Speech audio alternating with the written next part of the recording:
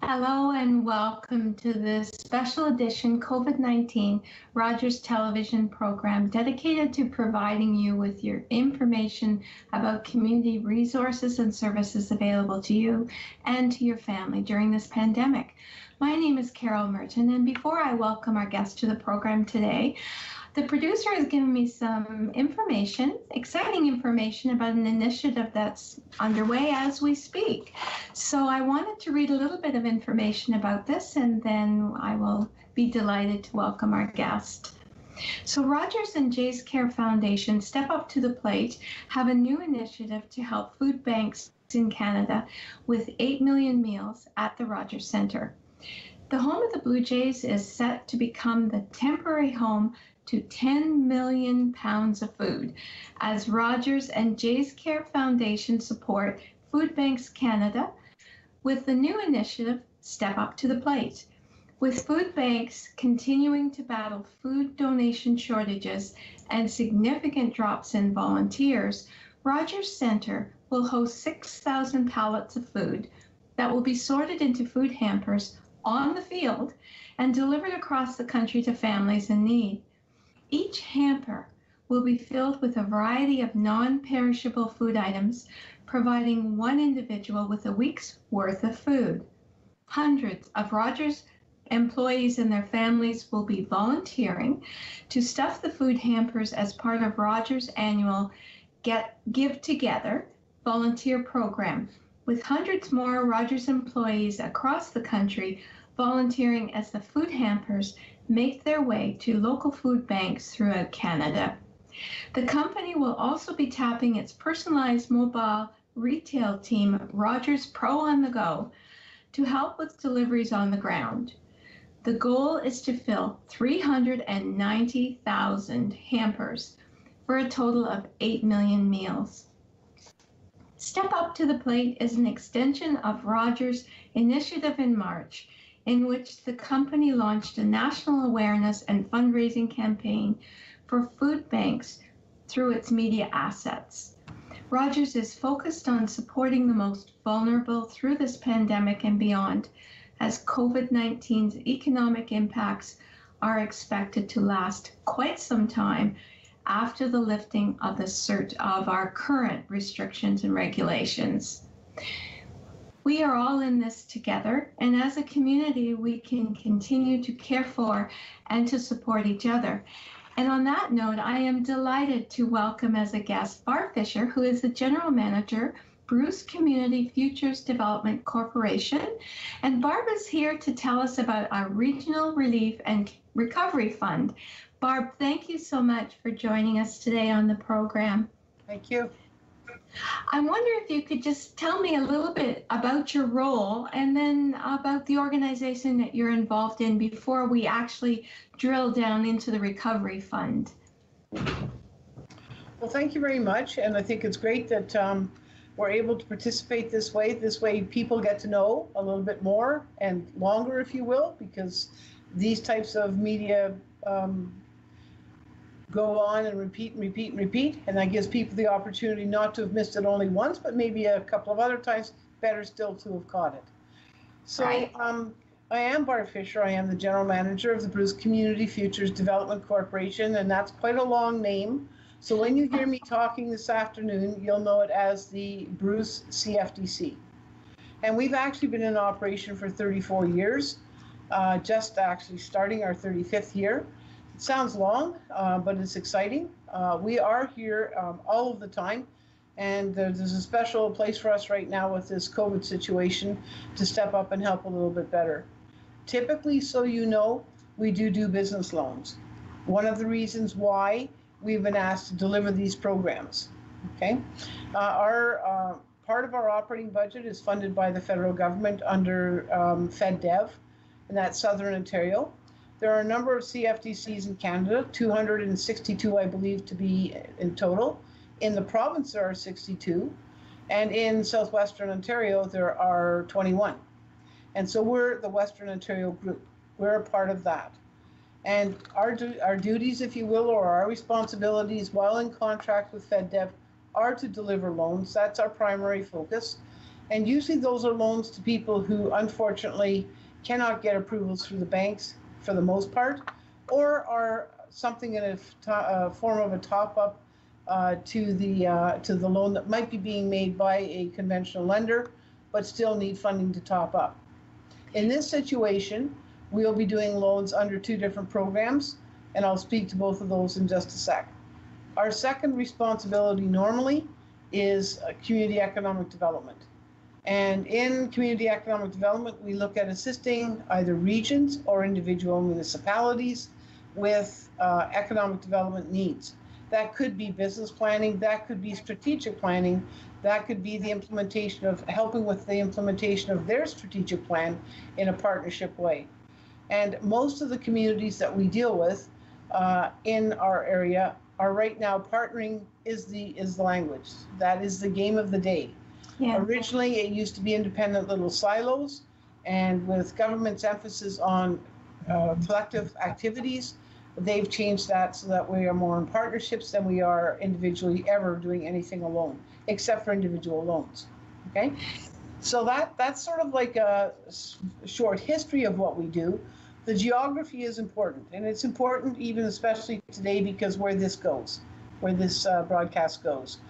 So we actually have almost all of Bruce County. We do not have the old municipalities of Elderslie, Brant, and the municipality of Chesley. Otherwise, for the most part, the rest is ours. So we do have most of that. That other area that I am talking about, just for those who hear this and are interested in the programs, offer the same programs. The Regional Relief and Recovery Fund program and the Bruce County Emergency Business Sustainability Loan. So they will do their areas of that, and we will do the rest of the areas that I'm talking about. In addition to that, we have Owen Sound, which is very significant. I guess you can imagine that. And then in addition to that, we have Georgian Bluffs and part of the new municipality of Meaford, which used to be Old Sydenham. So there's a lot of area that you actually cover. Yes. Yeah. It's about 2 hours and 15 minutes long and over 45 minutes wide. And that's if you're mostly within the speed limit. Yes. So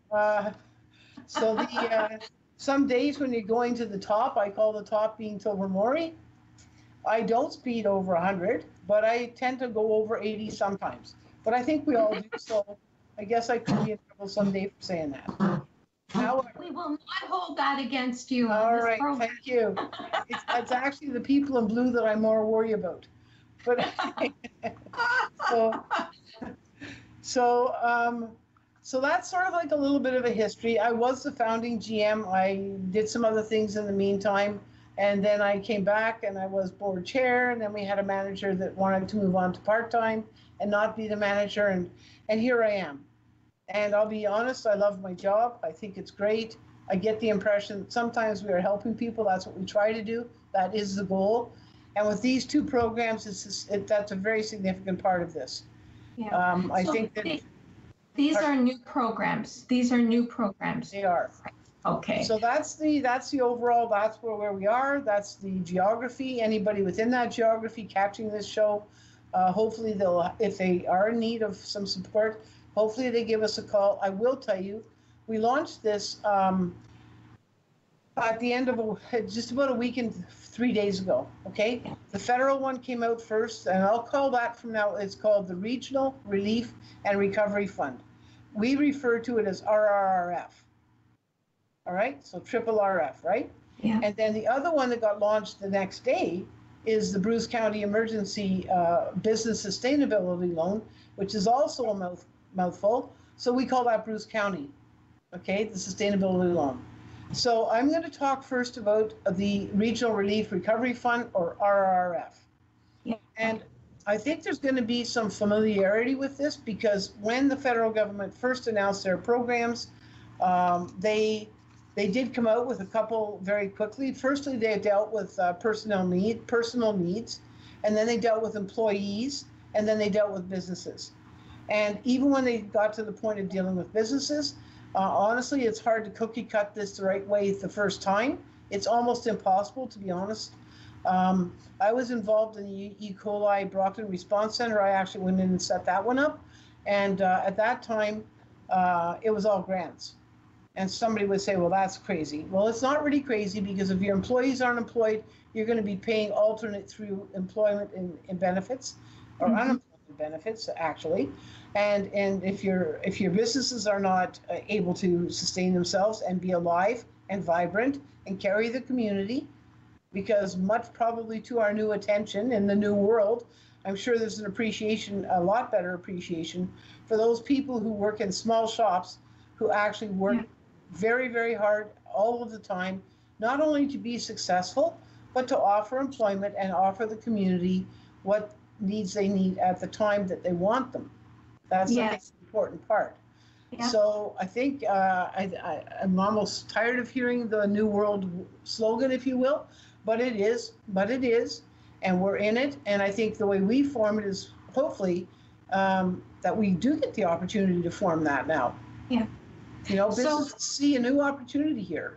Yes. So take me through it. I'm a business. I'm struggling.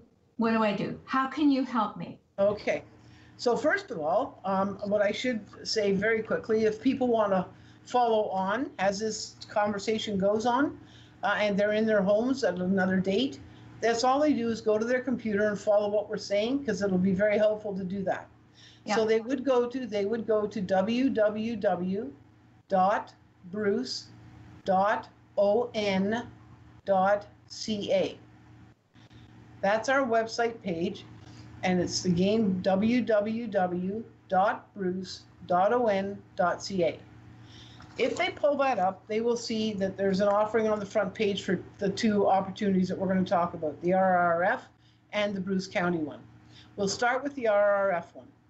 Anybody who's on top of the different grants that the federal government and the provincial government are offering, not grants, excuse me, loans that they're offering, will be familiar with the terminology of CEBA. And that was the first program that the feds brought out for small business, and it stood for Canadian Emergency Business Account, CEBA. And everybody refers to it as the $40,000 grant. So you might have that in your mind. You'd be thinking about, oh, that's what they're talking about. Well, quite frankly, it's very much the same. When it came down to, after a bit of time, the government realizing that many businesses, especially sole proprietors and absolutely home occupations, were basically falling between the cracks. They could not find a way to be qualified. So the eligibility criterion was too high. And you will remember that they came out and they said it's $40,000 if you have a payroll over $50,000 to $1 million, and if you have lost 30% of your sales in the first quarter of the year, and, okay? That obviously didn't work, because there were still so many people that could not qualify for that. So what they did is they looked at the things called, I guess, again, the things that were putting them falling between the cracks, and that included reducing the payroll demand from 50 to 30, and then also increasing it from $1 million to $1.5 million. And I can tell you, just in our catchment area, that did pick up another envelope of people. The problem is it didn't pick up the rest. Yeah. So then we have the CFTCs of Canada, and they're there for a reason, and we have a long history with government in delivering loans. So they remembered us, and they decided to come up with this other form of that CEBA, and it's a Regional Relief and Recovery Fund.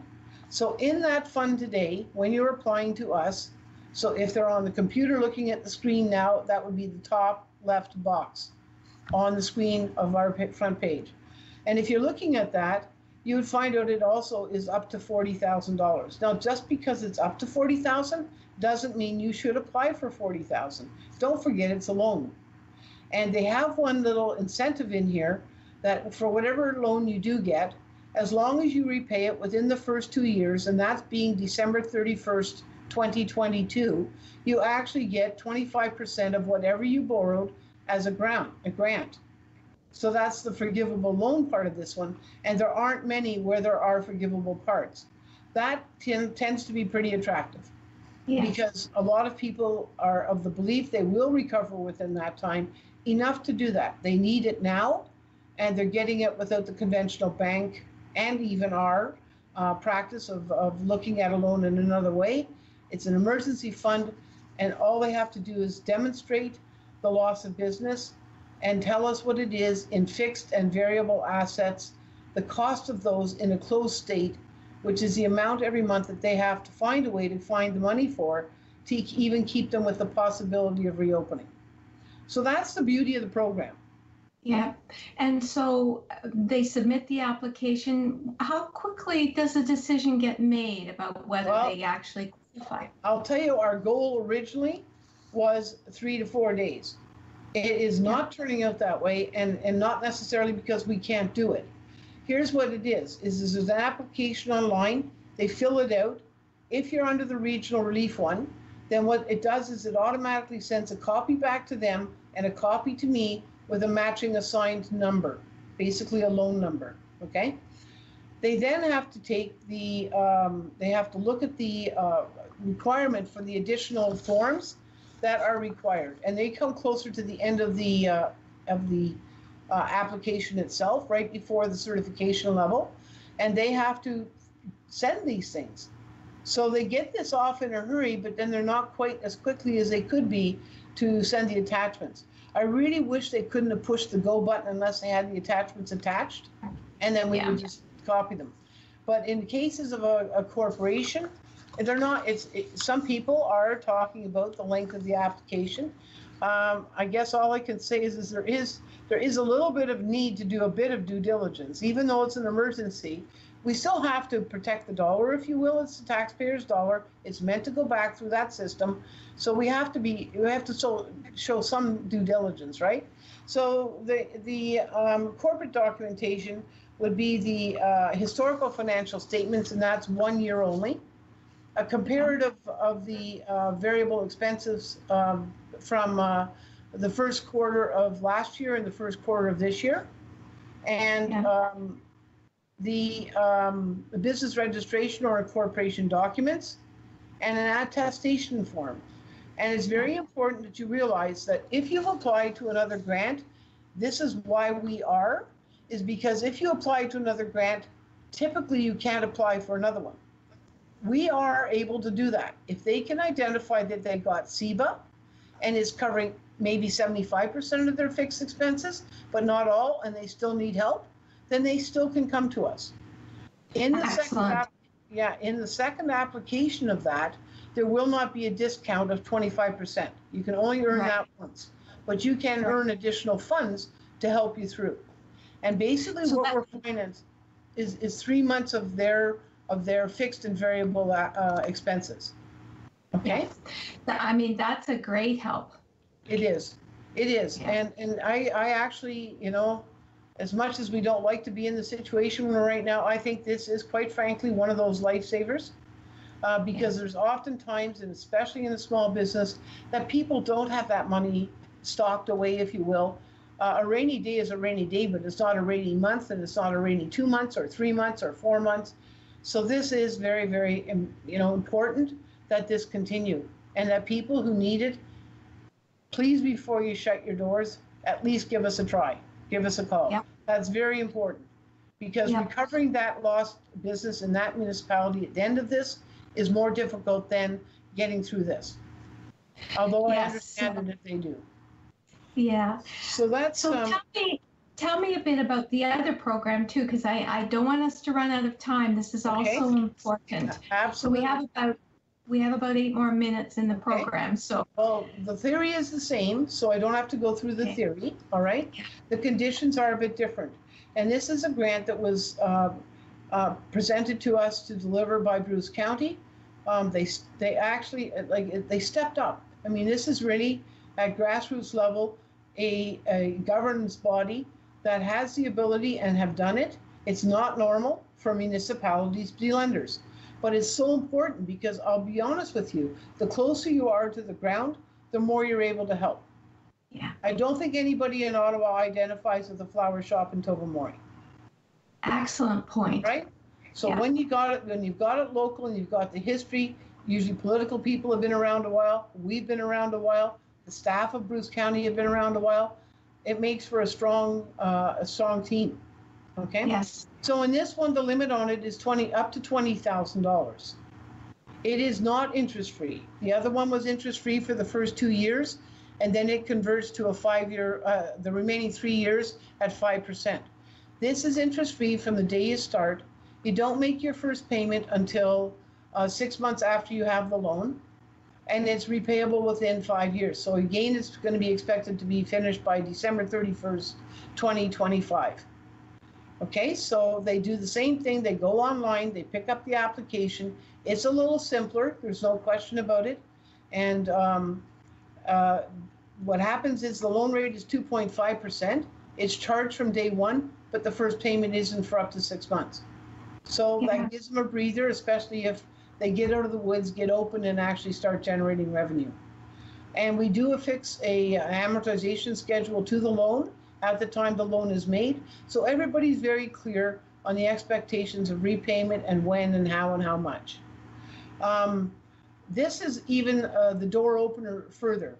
There are very few limitations to this one. Again, it can top up a CETA. It could top up one that was from the federal government. Then it could top up the RRF if necessary. The idea is to catch as many people as possible.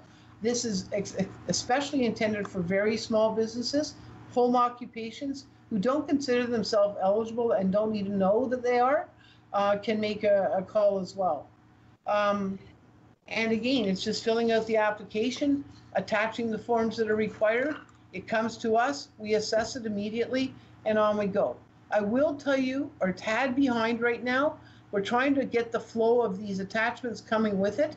And maybe some of this, thank you very much for doing this so I can have this conversation, is maybe some of this will help speed that up a little bit for the client. We're doing our best. I can tell you we are inundated. There's no question about it, and it's not unexpected. It's totally expected. And as time goes on, and another rental month happens, and when I say rental month, so the June 1st just happened, and that got a panic stage. July 1st is going to hit a panic stage, and we know that ultimately people are going to need this. Yeah. These loans are both open till July 31st. That's the termination date to apply. And I will tell you, it's a first come, first served basis. So if you think before then that you're going to have trouble, you should be applying now, because the more we get, the more it's shared, right? And the secondary list, that is those that are coming back for a second time, won't happen if there's still a list of priority ones. So, and that's really important, rather than waiting until they're totally desperate, to just make the request, do the ask, fill out the forms ahead of time. Yes. Because it's a struggle for some, but to wait until you just can't possibly cope anymore may be a bit too late. You mentioned about people coming back the second time around, so they can apply more than once. Well, here's what's going to happen. When I say that, I'm taking into thought or discussion that they probably already got the CEBA grant from the feds. Right. Most of the people that, one of the attestations is, did you or not receive any other grants to this point? If the answer is yes, it does not discount you from being eligible for this. All right? And that's one thing that people think. As soon as they hear that attestation is there, they sort of pull back. That's not the point. The point is it can cover any expenses that have yet to be covered. It's not the preference, but it will happen. It's happening now. Okay? So yes, if you need one of, and then if you take 20 of 40, thinking that's going to be enough, and by the time you come back to 40, there's no more money, that would not surprise me. Yeah. Okay, yeah. There's just under $1 million with this program. And of the other one, there's 750,000. Divide the 750 by 20, that is some number of businesses, but it doesn't go a long way. It does in our mind. It sounds like, oh my gosh, that's so much money. But it really isn't when you start applying it and it goes out the door, okay? So and we're aiming for a 4-day return. That's our goal. Good. That's our goal. Yeah. If we can get the paper all at once, we can meet that. And certainly from what you're describing, as we go further along in this COVID-19 situation, more and more businesses may need more and more help. They will. I Yeah. can guarantee. I can sit here and almost guarantee that without question. That the Yeah. problem is will there still be money or will there be more money? And it depends on the stages they're opening up. Right now, we're only in stage 1 and we're not fully open in stage 1. And a lot of businesses are not included in that. So number 1, that means they have to continue to support the fundings that have to go out each month just to keep the doors locked. Yeah. Then they need funds to open the doors. So if you're somebody that has to have inventory, like a restaurant or anything in food for sure, those types of things, then you have to be careful that you are ready for that. You know, your expression was really helpful for me. You said they need money to keep the doors locked. I mean, Yes. that's true. There's overhead expenses. Yeah. And then to open requires an additional startup funding again to be able to run the business. And that, you don't always, I didn't always think of it that way as, for sure. Well, in your role, will you have an opportunity to identify the need to the government if, let's say, there's more people asking than you have fund? Like, how does it work back so we can help more business? Right. Well, on both of them, there's certainly on the federal one, we report every Friday. Okay. They know our numbers. They do not get names. So nobody gets names of business. I want to be clear on this. 0 breach of confidentiality. That is only the people that are working on this with us on these 2 programs in our office, and the board of directors who makes decisions will know the names of anybody. And that's very important because people are sort of sensitive the closer you are to them. Oh, so for number sure. 1, in our reporting, they will sign a form that says if the government chose to audit the establishment that was releasing the funds, they have to agree to that. That's right. That's not unusual. Okay. You either do that in your private business with them and the government, or you do it with us. And okay. So those reports go out Friday of every week. And the one for this one is just starting on a weekly basis because they both launched. So that happens, and they'll know from feedback that we're short of funds when we're short of funds. I can't believe that our time is up already, but I'm so pleased that you were on this program to share this information. It's critical for our business community to know. I want to thank you, and I want to thank our viewing audience for joining us today. Please stay tuned for more information. Please take care, stay safe, and care for each other. Thank you. Thank you very much.